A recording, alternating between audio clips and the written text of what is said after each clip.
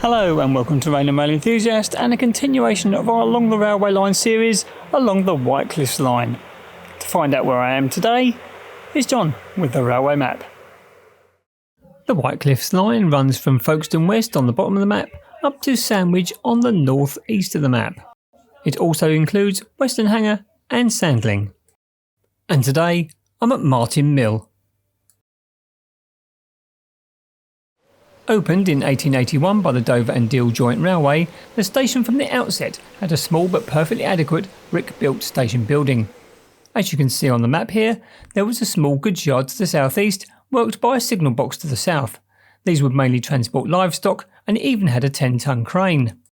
However, a more significant spur would arrive during the Second World War. Shown here as a dashed line, this would enable two naval-type guns to traverse this new line to create an additional defence along the cliffs. Used firing barrels were transported back via the main line to Woolwich Arsenal.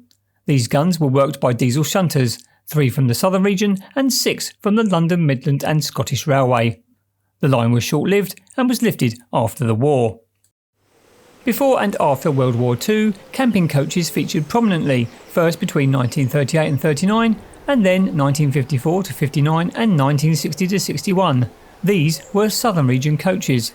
They were replaced by 3 Pullman camping coaches from 1962 to 1967.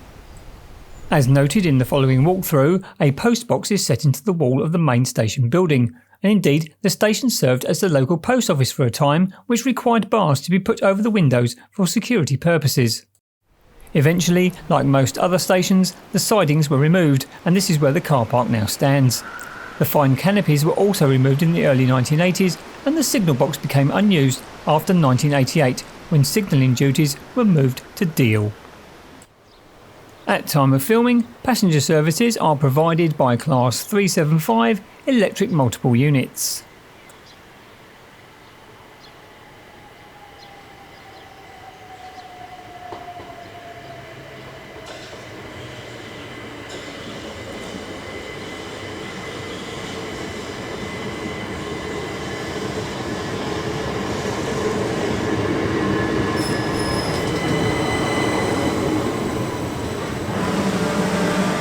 Well then, Martin Mill.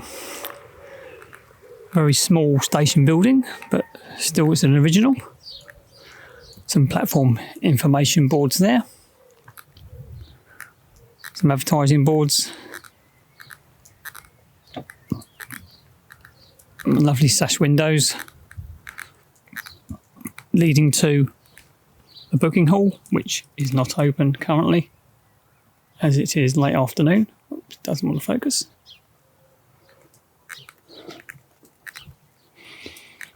It's a bit of a shame. Can't really see much else. Nice to see a post box on the wall. That is still in use. And a fairly reasonably sized car park for the station. And there's some information about the car park.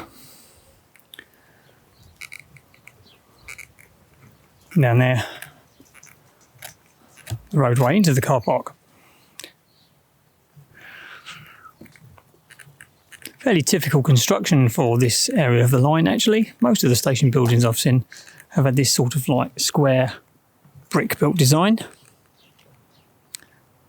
Hopefully I've been talking about that in the history section.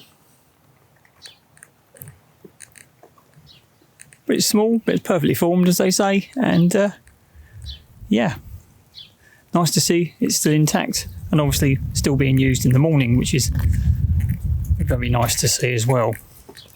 So let's move ourselves around onto the actual platform.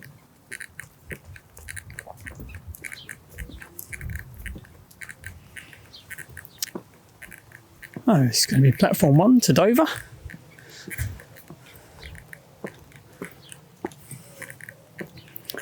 As we enter the platform, on the left hand side, onward travel information board.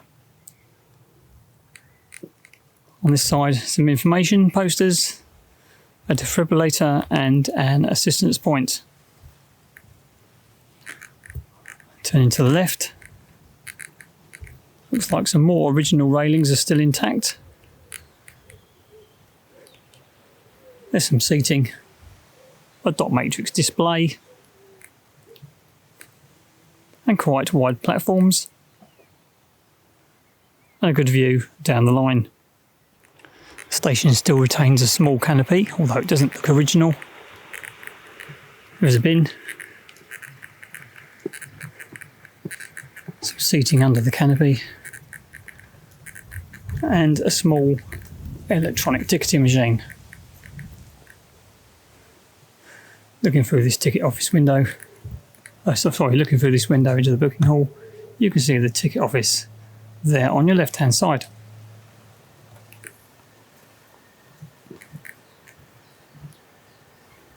This looks like a staff room.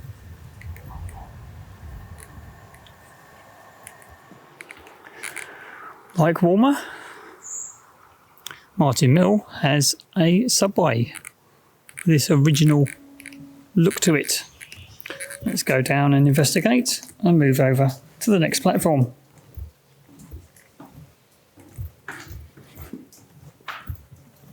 A very deep subway.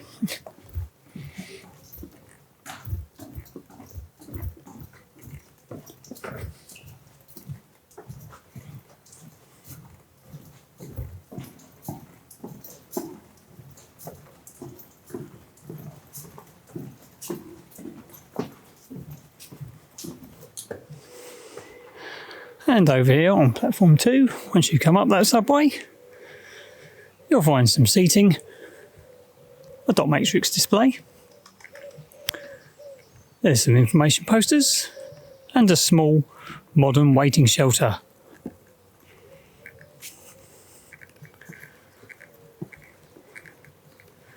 And you'll also find good views over to the original station building.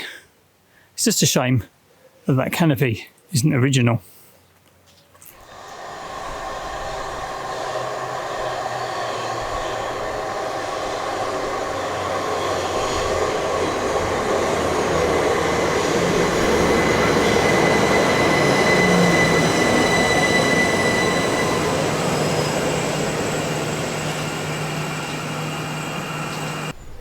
The statistics for Martin Mill are that it opened in 1881.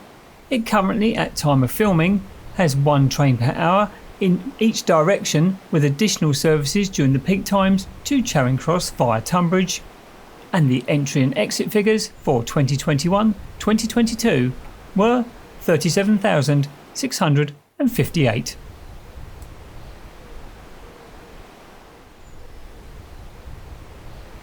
Martin Mill is a very quaint little station. The original station building is very well presented, and it's nice to see that the booking hall is still being used, if only in the mornings.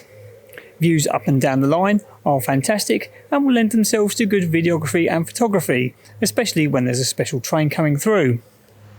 If you enjoyed this video, then please like, comment and subscribe, and if you can, get out there, get on the railway and see where it takes you. Thanks very much for watching.